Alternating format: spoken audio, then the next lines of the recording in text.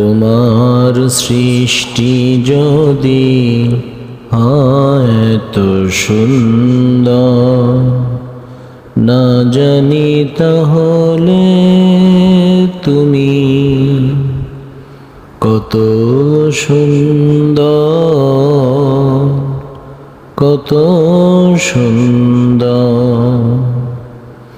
সেই কথা ভেবে ভেবে, সেই কথা ভেবে ভেবে কেটে যায় লগ্ন, ভরে যায় তৃষিত এ অন্তর,